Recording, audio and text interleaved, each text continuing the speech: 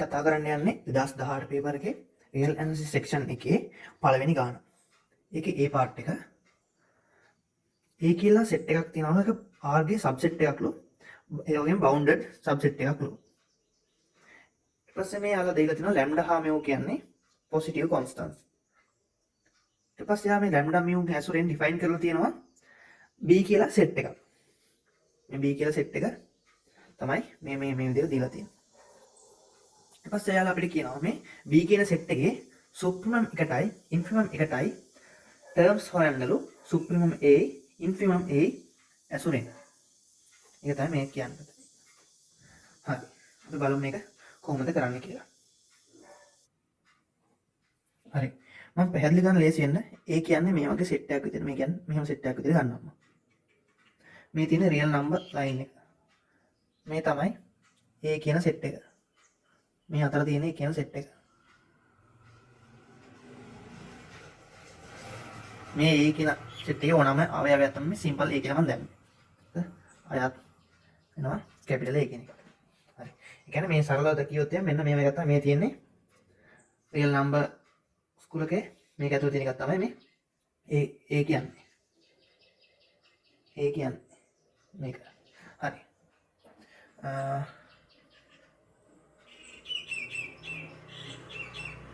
හරි. ඊට පස්සේ අපි දන්නවා මේ සෙට් එක බවුන්ඩඩ් සෙට් එකක්. ඒ කියන්නේ A කියන එක ගන්න දීලා තියෙනවා බවුන්ඩඩ් සෙට් කියලා.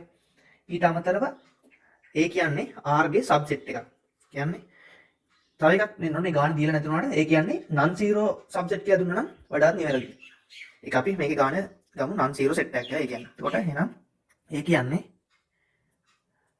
non zero සෙට් එකක් and A කියන එක නා R ගේ සබ්සෙට් එකක්. and bounded above. ඒ කියන්නේ මේ පැත්තේ මුඩින් මේ සීමා වෙලා තියෙන මේ සෙට් එක. මෙතනින් එහාට යන්නේ නැහැ මේ සෙට් එකේ අවයව. මේ තියෙන ඕනෑම මේ සිම්පල් A කියන එකක් මෙන්න මෙහි තියෙන ඕනෑම අවයවයකට වඩා ඕනෑම ඉලක්කමකට වඩා අඩුයි. කියන්නේ අපර් බවුන්ඩ් එකක් තියෙනවා. නම් bounded above. මෙන්න මේ තුනෙන් අපිට කියන්න පුළුවන් ඉම්ප්ලයිස් කරනවා supremum A exists කියන එක. supremum A exists. මේක තමයි completeness axiom එක. පළවෙනි completeness axiom එක අපි දන්නවා. හරි.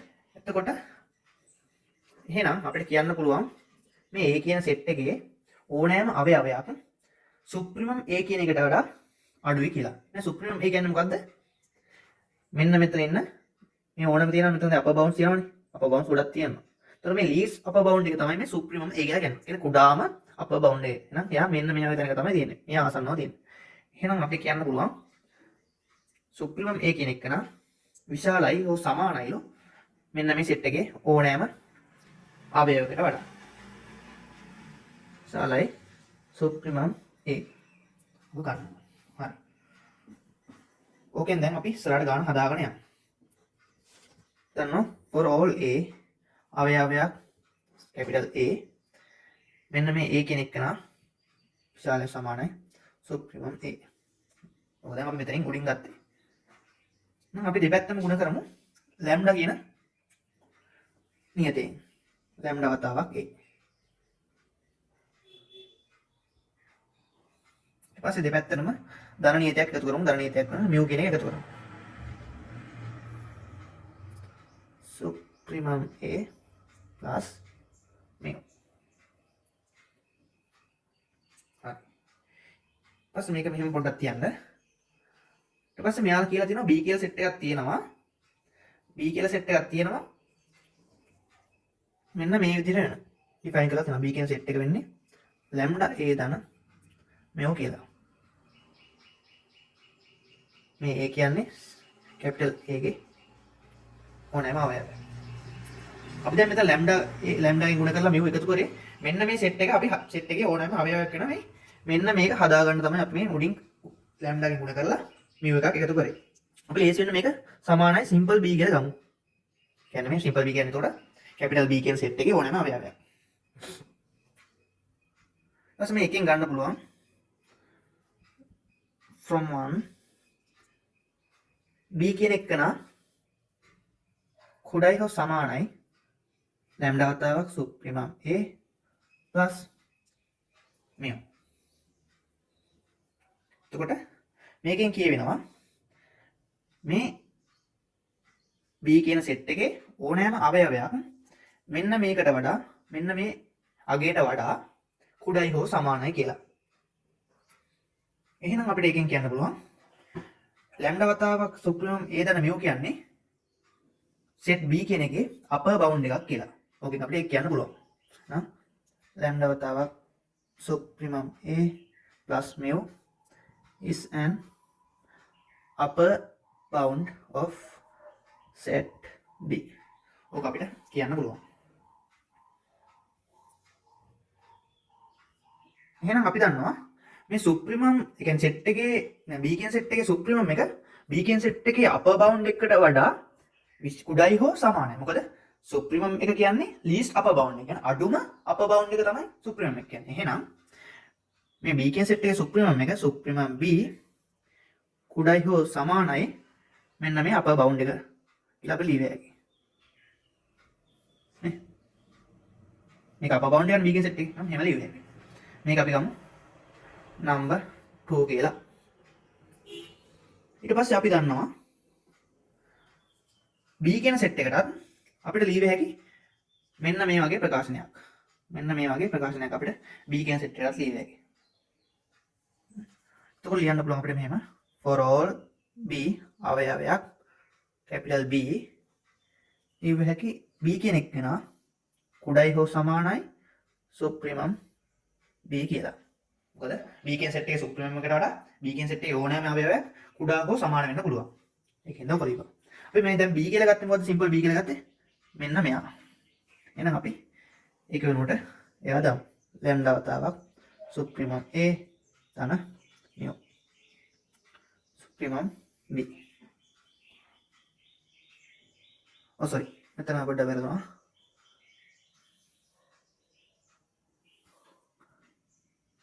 B කියලා ගත්තේ මොකද්ද? ඩක් වැරදුනා මෙතන. මෙයානේ ඒ දන ලැම්ඩා වතාවක් ඒ දන mu තමයි අපි B කියලා ගත්තේ. හරි. එහෙනම් අපි ඕකෙන් A කියන එක නවුත් කරමු. A කියන එක උත්ත කරද්දී මේ ලැම්ඩා මේ කියන ධන නියතනේ හින්දා කිසි ප්‍රශ්නයක් නැහැ. supremum B ඍණ mu බෙදීම ලැම්ඩා. ඔක ගත්තා හැකි අපිට. මේ ඇවිල්ලා තියෙන්නේ මොකද්ද? පොඩ්ඩක් හිතලා බලන්න. මේ තියෙන්නේ කැපිටල් A කියන සෙට් එකේ ඕනෑම අවයවයක්. මේ කියලා තියෙන්නේ මොකක් හරි නියතයක්. එහෙනම් අපිට කියන්න පුළුවන් B කියන සෙට් එක මේ A කියන සෙට් එකේ ඕනෑම අවයවයක් මෙන්න මේ අගයට වඩා කුඩයි හෝ සමානයි. එහෙනම් මෙන්න මේ අගය කැපිටල් A කියන සෙට් එකේ upper bound එකක් කියලා ගත්ත හැකියි. then supremum B minus ඍණ lambda is an upper bound of set A. ඕක ගත්ත හැකි. ඊළඟට අපි දන්නවා මේ A කියන සෙට් එකේ supremum එකට වඩා A කියන සෙට් එකේ ඕනෑම upper bound එකක් කුඩයි හෝ සමානයි.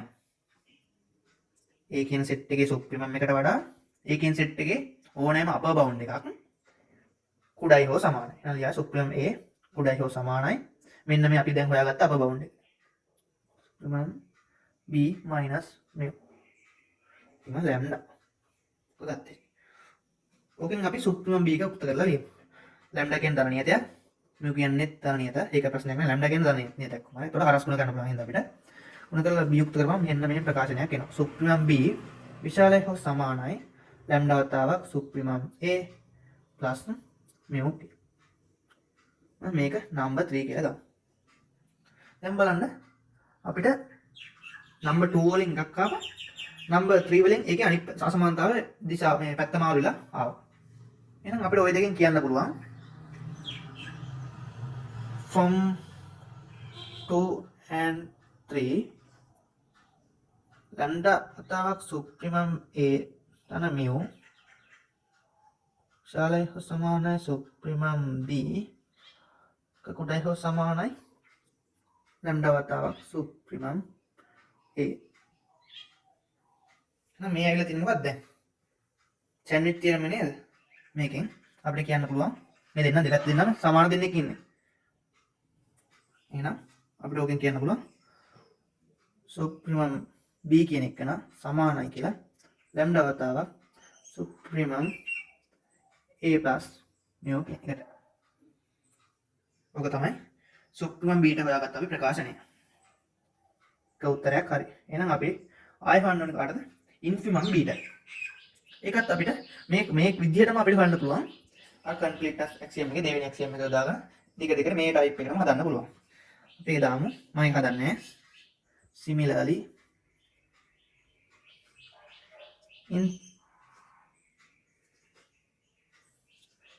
infimum b සමානයි ලැම්ඩා වතාවක් infimum a plus mu ට.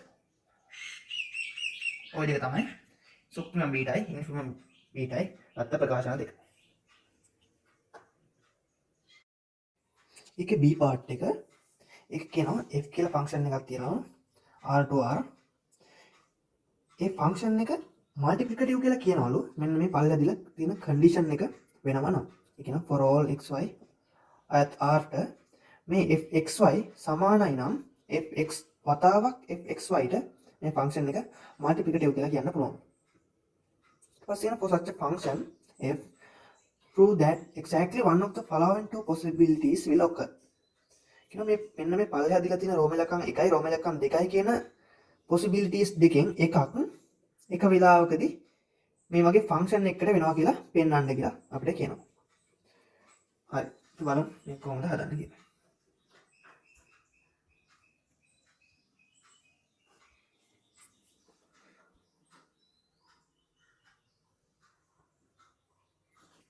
p part එක හරි. ෆන්ක්ෂන් එක දීලා තියෙනවා f කියලා එක මල්ටිප්ලිකේටිව් කියලා දීලා තියෙනවා. මල්ටිප්ලිකේටිව් ෆන්ක්ෂන් එකක් කියලා දීලා තියෙනවා. ඒකට එහෙනම් මේක කන්ඩිෂන් එක තමයි fxy සමාන වෙන්න ඕනේ fx වතාවක් y ට. ඕක සමාන වෙන්න ඕනේ. හරි. අපි ගමු y සමානයි 1යි කියලා. net y equals to 1. නම් අපිට ලියන්න පුළුවන් x dot 1 සමානයි fx වතාවක් f 1 කියලා. ඔකෙන් එන්නේ මේ පැත්තේ ආයේ fx ම තමයි. පැත්තේ fx වතාවක් f 1. අපි උක්ත කරලා මේ x එක එහා පැත්තේ fx එක එහා පැත්තේ ගිහින් උක්ත කරලා අපි ගමු මෙන්න මේ fx එක එළියටත් අරගෙන යන්න පුළුවන් මෙන්න මේ විදිහට. ऋण 1 සමානයි බිඳුව. හරිනේ. හරි. ඕකෙන් අපිට කියන්න පුළුවන් fx සමානයි බිඳුව. එහෙම නැත්නම් f1 සමානයි 1 කියලා. ඔක තමයි ආදීලා තිබුණ possibilities දෙක. මෙතන තව එකක් වෙනවා. මෙතන තිබ්බේ for all x, y නේ. එහෙනම් ඒක කියලා එකක් ගත්තා. එහෙනම් මේක හරියන්න ඕනේ for all x වලට. මේ ප්‍රකාශනේ for all x වලට හරියන්න ඕනේ. එහෙනම් for all x සඳහා මෙන්න මේකත් බිඳුව වෙන්න ඕනේ. හරි. ඊට පස්සේ දැන් මෙයාලා අපිට කියන්නේ උනාට මේ දෙක පෙන්නලා මදි අපි හරියටම එකක් වෙනවා කියලා අපි පෙන්වන්න ඕනේ එක වෙලාවකදී. බලමු කොහොමද පෙන්වන්නේ කියලා. number 1 අපි ගමු for all x fx සමානයි බිඳුව වෙනවා නම් අනිත් එක කොහොමද වෙන්නේ නැත්තේ කියලා බලමු. if for all x fx equals to 0 මේක නම් f එක සමානයි බිඳුව වෙන්න ඕනේ. මොකද මේ එක කියන එක නත් x ඇතුළේ ඉන්න ඕනේ. for all x කියන්නේ සියලුම r ගේ දින x සඳහා මේ අගයන් සඳහා. එහෙනම් ඒකත් මේ r කෙනෙකුට ඇතුළේ ඉන්න එක කියන්නේ. එහෙනම් ඒකටත් මේ හරියන්න ඕනේ. එහෙනම් f1 සමානයි බිඳුව වෙන්න ඕනේ. එහෙනම් f1 අසමානයි මේ මෙන්න මේ කන්ඩිෂන් එකට. එහෙනම් අපිට කියන්න පුළුවන් then f එක සමාන 1 කියන එක වැරදි කියලා. ඊට පස්සේ අපි බලමු if එක සමාන 1 වෙන වෙලාව. if f එක සමාන 1. if එක සමාන 1 වෙද්දී මේක වෙන්න පුළුවන්ද? f එක සමාන 1 වෙනවා. for all x සඳහා f එක සමානයි 0 වෙනවා. එක වෙන්න බෑනේ ආයෙසරයක්. මොකද එක කියන්නේ ආයෙ x ඇතුළේ ඉන්නවා for all x නේ. එහෙනම් ඒක හරියන්නත් බෑ. එහෙනම් for all x fx සමානයි 0 then is false. මේක වෙන්නත් බෑ. මොකද මේ එකට විතරක් එක වෙලා තියෙනවා. අනිත් x වලට බිංදුව වෙලා තියෙනවා. හැබැයි මේකේ එක නැහැනේ. එහෙනම් මෙතන එහෙම කතාවක් කියලා නැහැ. for all x තමයි තියෙන්නේ. for all x හැර එක හැරක් කියලා තිබ්බනම් මෙන්න මේක කන්ඩිෂන් එක හරියන්න පුළුවන්. හැබැයි එහෙම කතාවක් මෙතන කියලා නැහැ. එහෙනම් ඔය සම්පූර්ණ කන්ඩිෂන් එක වරදිනවා මේ තත්ත්වෙදී. එහෙනම් අපිට කියන්න පුළුවන් for such a function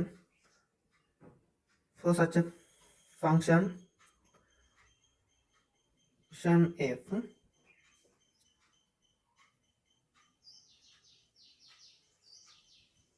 මෙන්න මේක ලියන්න පුළුවන්. f එක සමානයි 1 එහෙම නැත්නම් for all x fx equals to 0. ඔය දෙක ලියන්න පුළුවන්. හරි. අපි ඒකේ C part එකට යන්. ඒකේ කියනවා f1 f2 මෙන්න fn දක්වා තියනවලු real value functions ටිකක්. එතකොට ඒ කට්ටිය ඩොමේන් එක ඩිෆයින් කරලා තියනවලු මෙන්න මේ x සමානයි a අන්තර්ගත වෙන විදියට. හරි ඊට පස්සේ කියනවා මෙන්න මේ i අගයන් සඳහා මෙන්න මේ ලිමිට් එක මේ කට්ටිය දීලා තියෙනවා. හරි කියලා මේ ලිමිට් එක පවතිනවා කියලා දීලා තියෙනවා. ඊට පස්සේ using the definition only prove that මෙන්න මේක ඔප්පු කරන්න කියලා කියනවා. හැබැයි definition එක පාවිච්චියෙන් විතරයි. definition එක කියන්නේ මොකද? limit එකේ definition එක. මෙන්න මේ limit එකේ definition එක පාවිච්චියෙන් තමයි අපි මේක ඔප්පු කරන්න ඕනේ. හරි බලමු මේක කොහොමද කරන්න කියලා. හරි. මේක C part එක.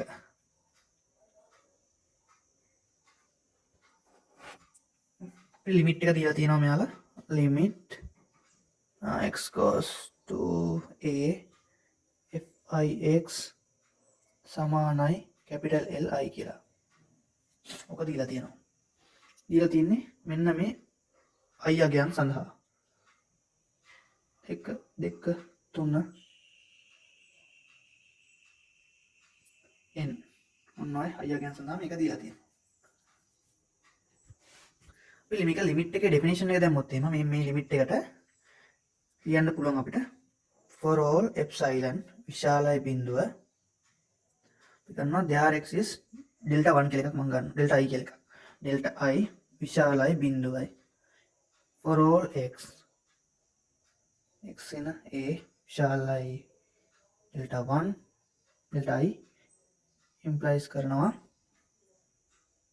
f ix කියන එක න capital Li විශාලයි මේ මොකක් හරි ධන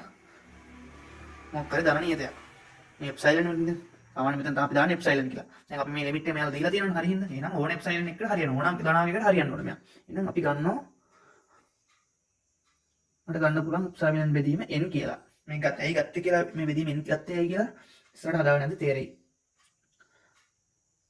හරි එතකොට මෙයා ධන සංඛ්‍යාවක් n කියන්නේ මොකද්ද? n කියන්නේ කොහොමද ධන සංඛ්‍යාවක්. හරි. ඊට පස්සේ අපි මේකට දාලා බලමු අපි මේක එක අගයන්. එතකොට i සමාන 1ට x වෙන a තව 1 ප්ලස් කරනවා f1x වෙන capital L එක. මේ එප්සයිලන් බෙදීම n. පස්සේ 2 x වෙන a delta 2 එක ඉම්ප්ලයිස් කරනවා 2x L2 සයිලන් බෙදීම n.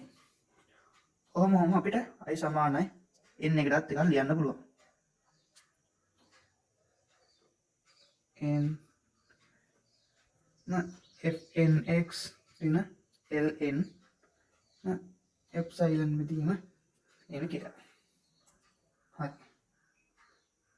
එහෙනම් මෙන්න මේ එක එකක් සඳහා තියෙන්නේ වෙන වෙනම මේ ඩෙල්ටා කියන්නේ ඩෙල්ටා 1 ඩෙල්ටා 2 ඩෙල්ටා n එහෙම n සංඛ්‍යාවක් තියෙන ඩෙල්ටා පද. එහෙනම් අපි මේකට එක ඩෙල්ටා ගයක් ඩිෆයින් කරගමු මේ ඔක්කොටම හරියන විදිහට. ඒකට අපි මේ ඩෙල්ටා ගය මේ තියෙන ඩෙල්ටා ගයන් වලින් කුඩාම එකට සමාන කරනවා. එතකොට අපි set ඩෙල්ටා කියලා එකක් ගන්නවා. එයා සමානයි මිනිමම් කුඩාම එක මෙන්න මේ ඩෙල්ටා ගයන් වල 1 ඩෙල්ටා 2 ඩෙල්ටා 3 ඊළ ඩෙල්ටා n දක්වා එකේ සෙට් එකේ අඩුම එකට සමාන කරනවා මේ ඩෙල්ටා ගයන්. මේවා කොහොමත් බිඳුවට වඩා විශාල ගයක්.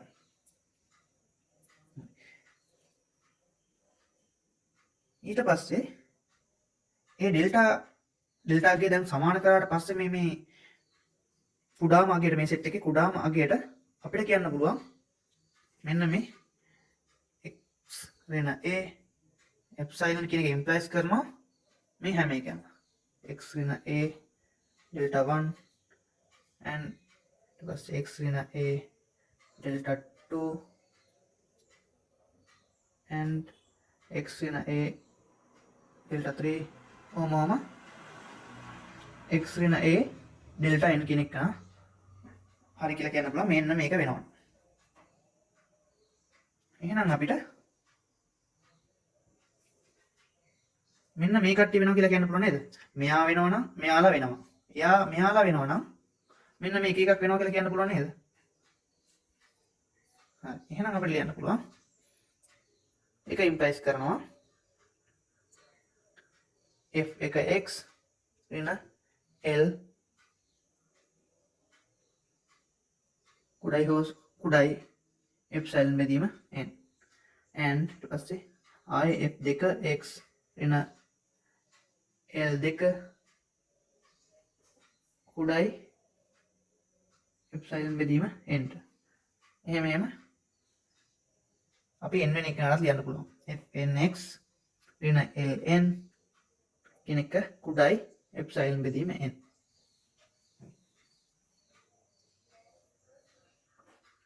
හරි. ඊට පස්සේ අපිට ඕනේ දැන් මෙන්න මේ ලිමිට් එක මොකද්ද අපිට පෙන්වන්න ඕනේ?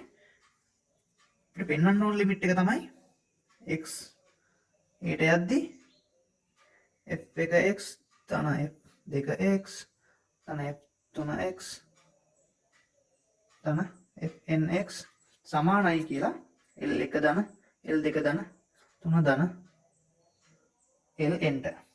ඕක තමයි පෙන්වන්නේ. එහෙනම් ඕකේ ඩෙෆිනිෂන් එක ලියපුවම අපිට එන්නේ එප්සයිලන් විශාලයි හෝ විශාලයි බිඳුව for all එප්සයිලන් විශාලයි බිඳුව අපි ගන්න ආර ඩෙල්ටා ගත්ත කලින් ගත්ත ඩෙල්ටා විශාලයි බිඳුව for all x ඍණ a එප්සයිලන් එයා ඉම්ප්ලයිස් කරනවා මෙන්න මේක x ධන 2x ධන fnx ඍණ l1 ධන l2 ධන 3 ln ශාලයි එප්සයිලන්. ඔන්න ඕක තමයි අපි පෙන්වන්න ඕන. මොකද ඩෙෆිනිෂන් එකෙන් මෙයාලා පෙන්වන්න කියන්නේ. එතකොට ඔන්න ඕක වෙනවා කියලා පෙන්වන්න ඕන. එහෙනම් මේක වෙද්දී මෙන්න මේක වෙනවා කියලා අපි පෙන්න ගන්න ඕන. දැන් අපි පෙන්වන්න තියෙනවා මේක වෙනවා නම් මෙන්න මේ සෙට් එක වෙනවා. හරි. එහෙනම් අපිට තියෙන්නේ